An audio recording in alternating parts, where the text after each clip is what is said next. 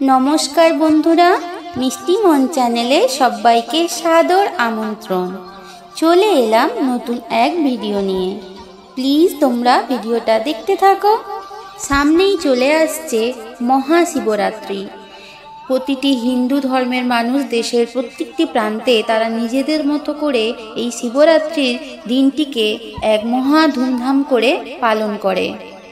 পৌরাণিক কাহিনী অনুসারে শিব পার্বতীর বিয়ের এই শুভ তিথিতে দেশ জুড়ে পালিত হয় এই শুভ দিন।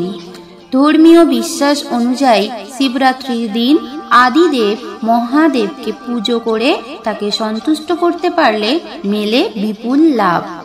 শিবরাত্রির দিনে দেবাদিদেব মহাদেবকে তুষ্ট করতে বাড়িতে আনতে পারেন কিছু গাছ। শাস্ত্রমতে বলা হচ্ছে, শিবরাত্রির দিন যদি বিশেষ কয়েকটি গাছ বাড়িতে পোতা যায় তাহলে মেলে সৌভাগ্য ও সমৃদ্ধি। 1 নম্বরে হলো ধুতুরো ফুল। বাস্তুশাস্ত্র মতে বলা হয়, বাড়িতে কাঁটাযুক্ত কোনো গাছ থাকলে তা শুভ ফল দেয় না। তবে শাস্ত্রজ্ঞরা বলেছেন এই বিষয়ে, শিবের প্রিয় ধুত্র গাছ যদি শিবরাত্রির দিনে বাড়িতে এনে লাগান তাহলে তা সমৃদ্ধি দেবে সৌভাগ্যের দিশা। 2 নম্বর হলো বেল গাছ। শিবের পুজোয় অর্পণ করা হয় বেল। দেবাদিদেবকে বেল দিয়ে করা হয় পুজো। আর সেই বেল যদি শিবরাত্রির দিন দেবতা শিবকে অর্পণ করা হয় তাহলেও মেলে লাভ। শিবরাত্রির দিন যদি বেল গাছ বাড়িতে এনে পোতা হয় তাহলে মেলে অপার লাভ।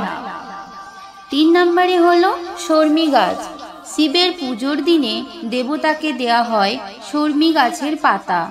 শর্মি গাছের বিশেষ পাতা অর্পণ করে করা হয় আদিদেবের পুজো।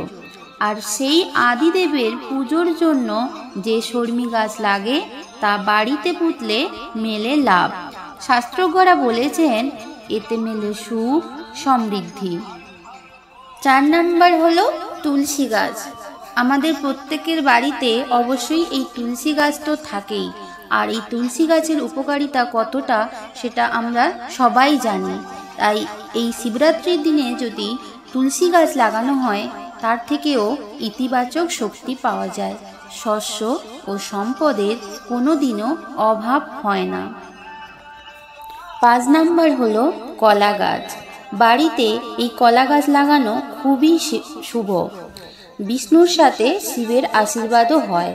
জায়গার অভাবে ঘরে যদি না লাগাতে পারেন তাহলে অবশ্যই আশেপাশে লাগান। প্রতিদিন কলা গাছে জল ঢাললে দাম্পত্য জীবনে সুখ আসে। তবে শাস্ত্র অনুযায়ী এই গাছগুলি ছাড়াও আরও কিছু গাছ উল্লেখ আছে, যেমন বেলা, জুহি, চম্পা, তিসি ইত্যাদি। বন্ধুরা, তবে এই সমস্ত গাছের কথা সব কিছুই কিন্তু শাস্ত্র উল্লেখ্য। এর সত্য কতটা তা প্রমাণ বিশেষ। ফাল্গুন মাসের এই পূর্ণ তিথিতে আমরা সবাই দেবাদিদেব মহাদেবকে পূজ্য করি। তার মাহাত্ম্য যেমন সবাই আমরা জানি, তেমনি আমরা আজ ছোট ছোট কিছু গাছ লাগালে কিভাবে আমরা বাড়িতে শুভাশুভ লাভ করব বা আমাদের শুভ হবে সেটাও আমরা আজ জানলাম। জানি না আমি তোমাদের কতটা জানাতে পেরেছি বা আমার কথা তোমাদের হৃদয় অবধি কতটা গেছে, কিন্তু আমি যতটা জেনেছি সেই অনুযায়ী তোমাদেরকে জানালাম। যদি ভিডিওটা ভালো লাগে তাহলে অবশ্যই লাইক, কমেন্ট অ্যান্ড শেয়ার করবেন। তাহলে আজকের মতো তোমাদের থেকে বিদায় নিলাম। সবাই ভালো থেকো, সব সময় হাসতে থাকো। টাটা।